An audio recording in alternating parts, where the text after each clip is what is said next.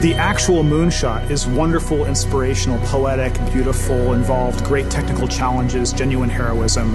It brought the world together. But think about the Polynesian islander on the dugout canoe, deciding one day they were going to go that way. No one had ever been that way before. No one even knew if there was anything that way before. It was amazing, and it changed the world. People can set their minds to magical, seemingly impossible ideas, and then through science and technology, bring them to reality. And that then sets other people on fire, that other things that look impossible might be accomplishable. Galileo is such a hero, in thinking big, and what he represents to me is both curiosity and wonder that humanity had, that pushed him and drove himself to invent and work on the first telescopes that allowed us to see the moon, and here we are. These aviation pioneers were figuring it out as they went. No one really knew how to build an airplane, right? No one knew how to fly an airplane. It was amazing and crazy and wonderful, and they wanted to explore.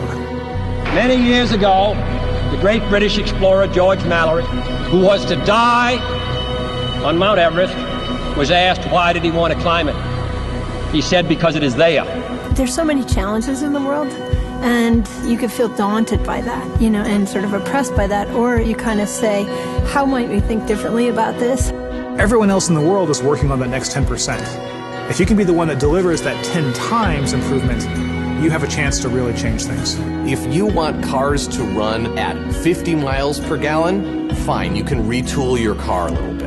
But if I tell you it has to run on a gallon of gas for 500 miles, you have to start over. You need a lot of courage in this work, and you need a lot of persistence.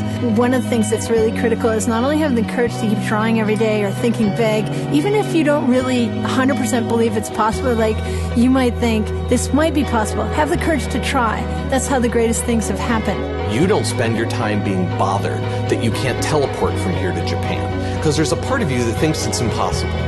Moonshot thinking is choosing to be bothered by that. We choose to go to the moon in this decade and do the other things, not because they are easy, but because they are hard. Humanity's progress has been a series of amazing, audacious things, from the very small and personal up to the great, big, and grand.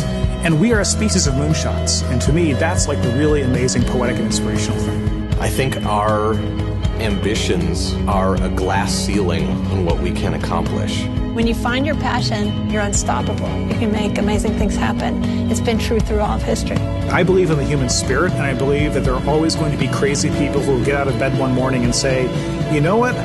I think I can build a space elevator, and let's go do it. But I think that if we become afraid to take these great big risks, we stop inspiring people. We stop achieving things. And the biggest nightmare scenario is that we won't have what it takes to solve the really big challenges.